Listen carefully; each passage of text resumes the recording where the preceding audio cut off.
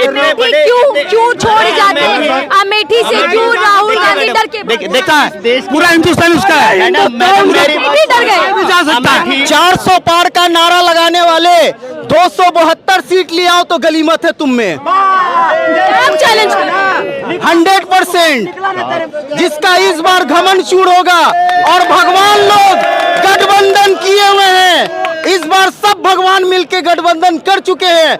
नमस्कार, आप देख रहे हैं DS4, मैं हूं आपके साथ नफीसा खान। लोकसभा चुनाव चौथे चरण को लेकर प्रचार प्रसार और तेज हो चुका है। पीएम मोदी ने एक बार फिर से राहुल गांधी पर वार करते हुए अडानी अंबानी पर सवाल पूछ लिया कि आखिर शहजादे अडानी अंबानी का जिक्र क्यों नहीं करे, क्या कोई माल मिल गया? इसके बाद देखिए चुनावी बिसात जो तैयार की गई थी, उसके बाद चुनावों में एक हड़कंप मच चुका है। प्रियंका गांधी पलटवार करते हुए कह रहे हैं कि लगातार हम बता रहे हैं जनता को किस तरीके से पूंजीपतियों की ये सरकार है। बहरहाल चौथा दौर शुरू हो चुका और लड़ाई और कहानी अब अडानी अंबानी पर आ गई। लेकिन दूसरी तरफ अमेठी और रायबरेली की चर्चा लगातार हो रही है। स्मृति ईरानी को चैलेंज कहीं ना कहीं प्रियंका गांधी कर रहे हैं। चुनावी मैदान में प्रियंका गांधी उतर चुकी है और एक के बाद एक बड़े वार कर रही है, चर्चा कर रहे थे। एक बार फिर से जनता के बीच जुड़ चुके हैं और जनता से जानते हैं कि इस बार क्या कुछ होने वाला है। 400 पार का नारा लगाने वाले 272 सीट ले आओ तो गली मत है तुम में।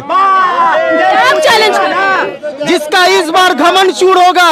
और भगवान लोग गठबंधन किए हुए हैं, इस बार सब भगवान मिलके गठबंधन कर चुके हैं और इस रावण का अंत होगा 100%। तीसरा फेज किसके लिए भारी रहा? जी आपकी बात सुनिए, अब इनकी सुन लेते। तीसरा फेज किसके लिए भारी रहा? किसको फायदा हुआ होगा इन 3 चरणों में? बहुत बड़ा फायदा हुआ है। आप जान जाइए गठबंधन को, ये लोग का घमंड ऐसा चूर होगा कि आने वाला डेट में देश की जनता देखेगी। जनता जुड़ चुकी है और जनता से जान लेते। लेकिन शर्मा जी, फिर से मैं आपके पास आखिर ऐसा क्या हुआ कि अभी तक राहुल गांधी पूछ रहे थे कि आखिर अडानी और मोदी जी का रिश्ता क्या है? अब मोदी जी घेर रहे हैं कांग्रेस पार्टी को कि शहजादे को क्या माल मिल गया जो अडानी अंबानी भूल गए। बिल्कुल वही तो मैं कह रहा हूँ ना। मैं मोदी जी से पलट सवाल यही तो करता हूँ कि अगर वो भ्रष्ट हैं अडानी अंबानी, तो उनके ऊपर कार्रवाई क्यों नहीं? जब इसका मतलब वो राहुल गांधी जी उनके ऊपर आरोप लगा रहे थे कि अडानी अंबानी की शेल कंपनियों में किसका इन्वेस्टमेंट है, तो सही लगा रहे थे ना। जो आज उन्होंने अपने मुंह से कबूल कर लिया कि ब्लैक मनी जो है टेम्पो भर के जा रही है कांग्रेस दफ्तर में, तो कबूल कर लिया ना। हकीकत हमेशा सामने आ जाती है। इससे क्या बदल गए? क्या दोस्ती यारी टूट गई? बिल्कुल सब टूट गई जी। एक आदमी होता है महास्वार्थी, जिसे कहा जाता है, जो महास्वार्थी आदमी होता है वो सिर्फ अपने बारे में सोचता है। उसे दोस्ती से, यारी से, परिवार से, किसी से कोई मतलब नहीं होता। आज उनकी इमेज का सत्यानाश इतना हो गया है। आपने देखा ना उनके प्रज्वल रेवन्ना के मामले में इंटरनेशनल मीडिया में क्या थुथु हुई है, तो क्या करें बेचारे। चलते चुनावों के बीच में अडानी अंबानी कहाँ से मुद्दा बन जाता है? मुद्दा इसीलिए बन गया ना, जहाँ डूब रहा है। आज मैं आपको एक बात बताता हूँ। हमारा जीएसटी जाता है, जीएसटी रिटर्न जाती है, तो आज हमारे सीए साहब जो हमारे जीएसटी रिटर्न के वहाँ पहुंचे हुए थे। जीएसटी ऑफिसेज में इतना बुरा हाल हुआ पड़ा है कि सबकी छुट्टियां रद्द कर रखी हैं। उनको सबको बोला है जिसकी फाइलें सारी निकालो, इसी महीने में हमारे जिसका जीएसटी पेंडिंग है सारा लो, इमीडिएट सारा पैसा इकट्ठा करो, जीएसटी सारी आनी चाहिए। मतलब साफ है कि सारा पैसा इकट्ठा करो और 4 जून के बाद झोला पैक करके ये लोग निकलने वाले हैं। जीएसटी ऑफिसेज में, आईटी ऑफिसेज में दंगा मचा पड़ा है, हंगामा हुआ पड़ा है, सबकी छुट्टियां रद्द हैं, नोटिस भेजे जा रहे हैं। अगर कांग्रेस सवाल पूछा करती थी कि अडानी से रिश्ता क्या है, तब चुप्पी। अब बोल रहे हैं कि अडानी अंबानी क्यों? सोनिया गांधी खुद राहुल को समझाया, बेटा सोनिया गांधी खुद कहा, बेटा अडानी कहना तो बंद कर दे, क्योंकि अडानी करते करते मेरे हिंदुस्तान के आधे से ज्यादा राज्य खिसक गए। मैम अडानी, अगर एक काम करो, अडानी से इतनी दिक्कत है ना तो अडानी को बंद करवा दो आप। अगर वो चला गया ना तो आप कहाँ जाओगे पता भी नहीं चलेगा, समझ रहे हो आप। और दूसरी बात, अगर इन इंडस्ट्री वाले से दिक्कत है ना, रिलायंस से दिक्कत है, इनकी कभी है ना मार्केट कैप चेक कर लेना। अडानी अंबानी किसकी जेबें भरती है, सरकार की या विपक्ष की वजह से? आप बड़े बड़े देश में बात करते हो, अडानी ने कितने बेरोजगारी खत्म किया है पता है आपको? टोटल पार्टी को चंदा दे दिया अडानी। लीजिए, अडानी 18,000 एम्प्लॉय को नौकरी दे रखा है इस देश में, समझ रहे हैं आप। अडानी खराब नहीं है ना, अंबानी कहाँ पे दे रखा है भाई? नहीं दे रखा होगा। कहाँ पे दे रखा है? कहाँ पे दे रखा है? अगर सुनो अगर रोजगार दे रखे होते ना तो मोदी जी जो वोट मांगते वो रोजगार पे मांगते। बेरोजगारी मुद्दा, इतना बड़ा देश का बड़ा मुद्दा बेरोजगारी नहीं बनता, समझ रहे हो। और सुनो अरे क्या कह रहे हैं? 10,000 का फोन है भैया, ये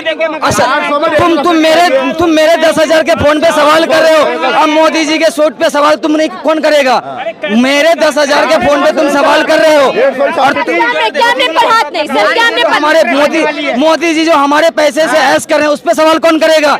हमारे जीएसटी के पैसे से जो एंजॉय करे उस पे सवाल कौन करेगा? और दूसरी बात मैडम, तो सर टैक्स कितना पे करते हो? बोलते हैं टैक्स आप किसे बोलते हैं? जो आपने क्लॉथ कलेक्शन पहना हुआ है ये बिग टैक्स इंक्लूडेड है। जो आप सेलफोन यूज कर रहे हैं, जो भी प्रोडक्ट आप यूज कर रहे हैं, चाहे ऑरली यूज कर रहे हैं, चाहे उसको बियरिंग कर रहे हैं, बियरिंग के रूप में यूज कर रहे हैं, सारा टैक्स इंक्लूडेड है। टैक्स क्यों नहीं दे रहे? छोटी सी माचिस की तिल्ली खरीदते हैं ना आप, तो उस पर भी टैक्स जाता है, आप टैक्स की बात क्यों नहीं करते? टैक्स के पैसे आखिर चुनावी मुद्दे गायब होकर अडानी, अंबानी, शहंशाह और शहजादे पर बात क्यों? शहंशाह शहजादे की लड़ाई क्यों? भाई कह रहे हैं 15 लाख मेरे आए, भाई कह रहे हैं 15 आए, मेरे खाते में 5 लाख रुपए आए बिना मतलब के, पता नहीं कहाँ से आए। आज तक हमने 15 लाख का किसी का भी आते हुए नहीं सुना। ये भाई साहब देखो कैसे सर कैमरे को हाथ मत कीजिएगा, रिक्वेस्ट है मेरी आपसे। 15 लाख आपके खाते में आए, हमें भी चाहिए भाई। मोदी ने गिरवाए, चाहे मेरा भी जनधन खाता है, मेरा जनधन खाता 15 लाख चाहिए। आपके पास पासबुक होगी ना, पासबुक शो कर दीजिए कैमरे पर, वहाँ जहाँ है अकाउंट में, जिस अकाउंट में आए। सरकार ने नहीं बनाए, बहुत अच्छा काम कराया। चलो बना लेते हैं कि आखिर 4 तारीख में फिर चलिए ठीक है सर, ठीक है। अब माइक आएगा तब बात कीजिएगा, ठीक है? अरे मैं आपसे जान रही हूँ, आखिर चुनावी लड़ाई जो है रोजगारी, महंगाई, इन सब से उठकर शहजादे और बेरोजगारी, ये तो आरोप प्रत्यारोप चलते रहते हैं। सबसे बड़ा तो बेरोजगारी इस देश का मुद्दा है ना। 2 करोड़ रोजगार की बात करने वाले नरेंद्र मोदी जी इस देश के अंदर 10 साल सत्ता करते करते नरेंद्र मोदी जी को इस देश के अंदर हो गए, और 20 करोड़ नौकरियां बनती है। 20 करोड़ में 5 करोड़ नोटिफिकेशन अगर भारतीय जनता पार्टी के नरेंद्र मोदी जी काउंट कराते हैं तो वोट मांगने का उनको हक है। किस मुद्दे पर भारतीय जनता पार्टी के नरेंद्र मोदी जी वोट मांग रहे हैं? किसानों को आतंकवादी बताने वाले नरेंद्र मोदी जी देश के अंदर सत्ता से खोते हुए नजर आ रहे हैं। देश के अंदर निष्कासन होगा और अपोजिशन का सत पार्टी इस देश से निष्कासन होगा, बीजेपी इस देश से बहिष्कार होगा बीजेपी का, और इस देश के अंदर किसानों का सम्मान करने वाला वो इंडिया गठबंधन आएगा, वो इंडिया गठबंधन आएगा। अरविंद केजरीवाल जी के शिक्षा और स्वास्थ्य के मॉडल को आगे ले जाने वाला इंडिया गठबंधन आएगा, इंडिया गठबंधन आएगा। इस देश का युवा जान चुका है। थोड़ी सी जगह बना लेते, इस तरीके से बात नहीं हो पाएगी। सर आप मुझे बताएंगे मेरा काम, सर मैं बात कर लूंगी, रुकिएगा 2 मिनट तो तसल्ली रखिएगा। देखिए जनता काफी जुट चुकी है, सवाल कर रहे हैं कि आखिर तीसरे दौर के बाद किसकी लहर दिखाई दे रही है? आप बताइएगा कि 3 सीटें गठबंधन जा रही है, 7 की 7, मैं एक न कराऊं, 7 गठबंधन, एक न रुक। मनोज तिवारी हार रहे हैं 100 के 2%, कन्हैया कुमार 100 के 100% जीत रहे हैं। बारी के सांसद रहे से जीत रहे हैं। ये कन्हैया कुमार के तिवारी जी 2 बार भारत का 4 जून को रिजल्ट आ जाएगा, अभी तो ट्रेलर है, फिल्म रिलीज हो जाएगी, पता चल जाएगा सब कुछ। दिल्ली पर भी चर्चा कर लेते हैं। आप बताइए कि क्या सर कैमरे से हाथ हटाइए। मैडम देखो, सबसे बड़ी बात ये है, देखो ये वही सुनो, ये वही गठबंधन है जब पहले एक दूसरे के ऊपर चोरी के इल्जाम लगाते थे। वो केजरीवाल कहता था मर जाऊंगा, कांग्रेस में शामिल नहीं होऊंगा। वो लालू प्रसाद कहता है बड़ा चला कांग्रेस चोर है। वो अखिलेश यादव कहता था कांग्रेस से कभी मत जाना, कांग्रेस बहुत बड़ी चोर है। आज सुनो, एक सामने मर्द दिखाई दिया, सारे झुंड में आ गए अब ये। अब क्यों? अब अगर हिम्मत होती ना, अगर हिम्मत होती अकेले आते। आज मोदी जी आ रहे हैं, अपने काम की वजह से आ रहे हैं। जो कांग्रेस ने काम किया वो ठकाबाजी, जिसके जवाब ले लेते हैं। आखिर चुनावों से पहले पीएम मोदी को टक्कर देने के लिए चोर भ्रष्टाचारी एक साथ क्यों आ जाते हैं एक ही मंच पर? देखिए, चोर और बलात्कारियों की भारतीय जनता पार्टी की सरकार है। चोरों की सरकार, नीरव मोदी को भगाने वाली भारतीय जनता पार्टी, ललित मोदी को भगाने वाली भारतीय जनता पार्टी, देश के अंदर बड़े बड़े गुजराती पूंजीपतियों को भगाने वाली भारतीय जनता पार्टी। अब तो पहले तो बीजेपी के नरेंद्र मोदी जी और उनका मंत्रिमंडल और नरेंद्र मोदी जी बदतमीजी करेंगे।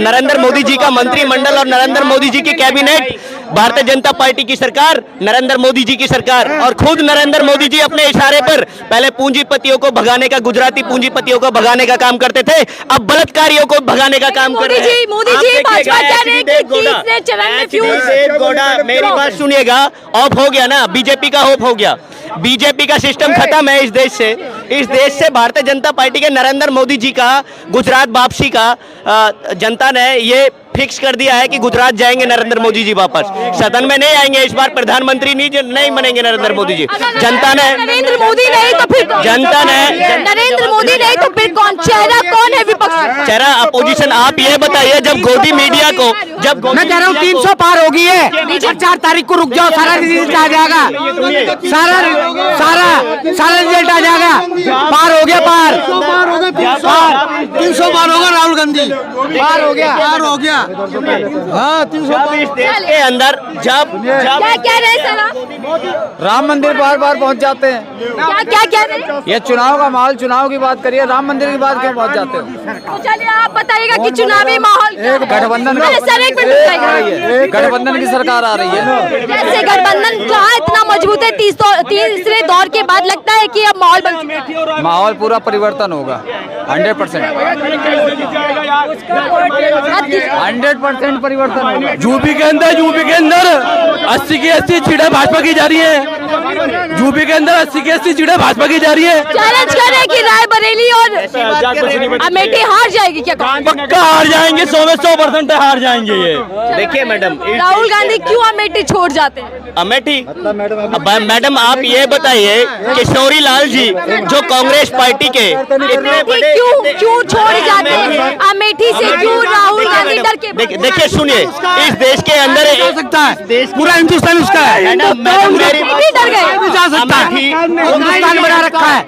ये फ्रॉडपंथी ना, फ्रॉडपंथी का जाल कोई भी फेंक सकता है। अगर फ्रॉडपंथी आप करोगे, आप भी जाल फेंक सकते हो, आप जगह जा सकते हो, नॉमिनेशन कर सकता है, कहीं से भी कर सकता है। नरेंद्र मोदी जी 2-2, 3-3 सीटों से नॉमिनेशन करते हैं। बीजेपी की लीडर कश्मीर में क्यों नहीं लड़ रहा है? वाराणसी से कश्मीर में क्यों नहीं लड़ रहा है? डर रहा है मोदी कश्मीर से। सुनो अभी कांग्रेस क्यों नहीं लड़ रही है? कांग्रेस क्यों नहीं लड़ रही है वहाँ से?